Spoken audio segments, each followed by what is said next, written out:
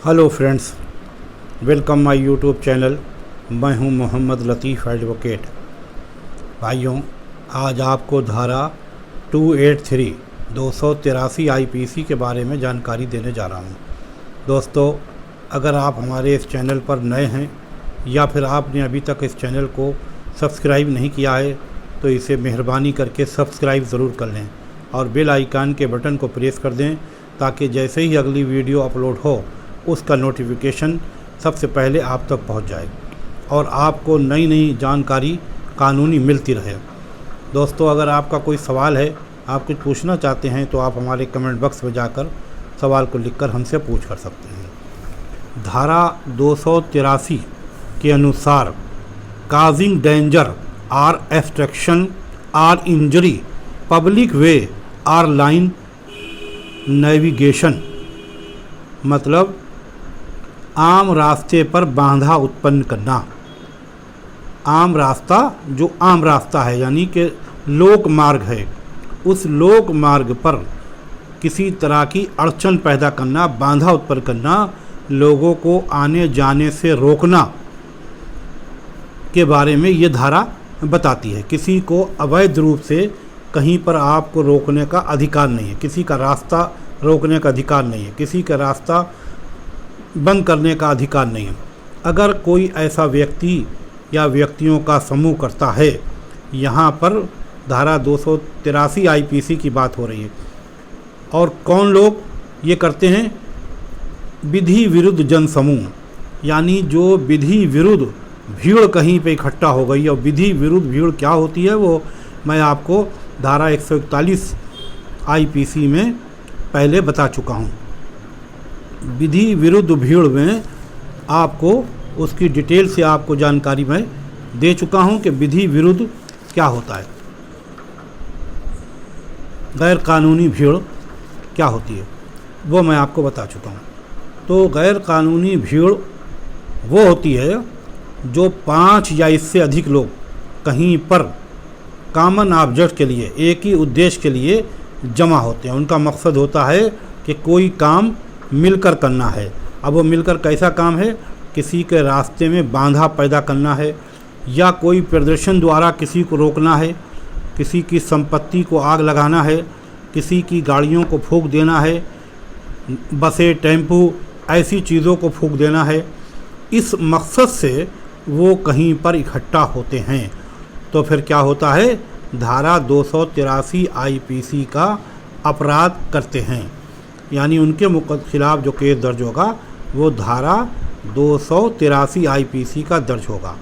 लेकिन फिर अगर वो ये नाजायज़ भीड़ यानी जो इल्लीगल भीड़, जनसमूह, विधि विरुद्ध जनसमूह इकट्ठा होकर अगर वो कोई ऐसा कार्य कर देता है तो कोई गाड़ियाँ फूंक दे, संपत्ति को आग लगा दे, प्राइवेट संपत्ति को या सरकारी संपत्ति को, तो फिर उसके साथ 283 के साथ और भी धाराएं लगाई जाएंगी।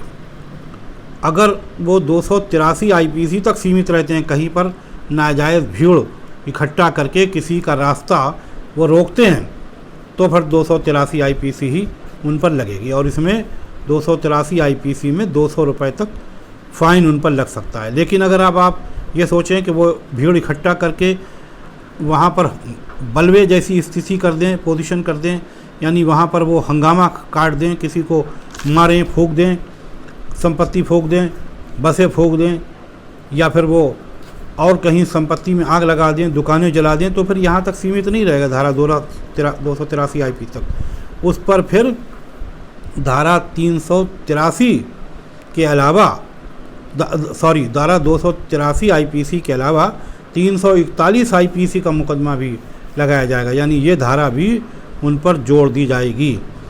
और अधिक नुकसान अगर उन्होंने कर दिया, ज़्यादा नुकसान कर दिया, 50 रुपये से ज़्यादा नुकसान करा उन्होंने संपत्ति का, या किसी भी चीज़ को जला के या बर्बाद करके, तो उन पर 427 आईपीसी भी लग जाएगी। इसी तरह अगर कोई वहाँ पर पुलिस अधिकारी आ गए या पुलिस पार्टी आ गई, उसने उस भीड़ को हटाने के लिए कार्रवाई शुरू करी, जो फिर उनकी ड्यूटी से उन्हें रोका, सरकारी लोगों को उनकी ड्यूटी करने से उन्हें रोका तो सरकारी काम में बाधा डालने की धारा भी उन पर लगाई जाएगी। यानी वो धारा कौन सी है? 353 आईपीसी। तो 353 आईपीसी, 341 आईपीसी, 283 आईपीसी और 427 आईपीसी अनलॉफुल असेंबली, यानी जो गैर कानूनी भीड़ जमा हुई है, अगर उसने ये सब हरकतें कर दी, ये सब अपराध किए जो मैंने आपको भी बताए हैं, तो फिर उन पर ये सब धाराएं लगाई जाएंगी। और अगर उन्होंने ये सब नहीं किया तो भी उनको रास्ता रोकने का अधिकार नहीं है, उन पर फाइन लगाया जाएगा। ये धाराएं बेलेबल अगर हैं तो उनको बेल मिल जाएगी, लेकिन नॉन बेलेबल कोई धारा लग गई तो उनको बेल नहीं मिलेगी। ये सभी धाराएं मुकदमे के हिसाब से, जांच के हिसाब से, और जो उन्होंने हरकत करी है, यानी जो उन्होंने हंगामा भीड़ इकट्ठा करके गैर कानूनी भीड़ जमा करके जो किया है, उसके हिसाब से धाराएं लगाई जाएंगी और उसी के हिसाब से उन पर मुकदमा चलाया जाएगा। और ये सभी धाराएं संज्ञेय अपराध है, यानी कॉग्निजेबल ऑफेंस है। पुलिस को ऐसे व्यक्तियों को गिरफ्तार करने की पूरी छूट है, वो जब चाहें जहां चाहें उन्हें गिरफ्तार कर सकते हैं। किसी इजाज़त की, किसी वारंट की उन्हें ज़रूरत नहीं है। लेकिन धाराओं के हिसाब से उनकी ज़मानत हो सकती है। अगर बेलेबल हैं, नहीं बेलेबल हैं, नॉन बेलेबल हैं, तो फिर उनकी ज़मानत नहीं होगी, उनको सीधे जेल में डाला जाएगा। ये ट्राइबल बाई मजिस्ट्रेट है, ये कंपाउंडेबल सेक्शन नहीं है। अगर पार्टियां आपस में चाहें कि वो समझौता कर लें, आपस में मुकदमा ख़त्म करा लें, तो ऐसा हरगिज़ नहीं हो सकता है। तो उम्मीद है आपको ये जानकारी पसंद आएगी, आपको लाभ देगी, आपको इससे फ़ायदा होगा। और अगर आपको पसंद आए तो आप इसे लाइक करें, शेयर करें, और कभी भी किसी भी भीड़ का हिस्सा न बने। अगर आप वहाँ खड़े भी रहते हैं खाली ऐसी भीड़ में, तो भी ये समझा जाएगा कि आप विधि विरुद्ध जनसमूह के सदस्य हो गए, और उसके सदस्य होने के नाते आपको भी वही सज़ा मिलेगी जो दीगर दूसरे अभियुक्तगण को मिलेगी, वही सज़ा आपको भी मिलेगी। ये वीडियो यहाँ तक देखने के लिए आपका बहुत बहुत धन्यवाद। अगली वीडियो में अगली धारा के साथ आपसे फिर भेंट होगी। Have a nice day.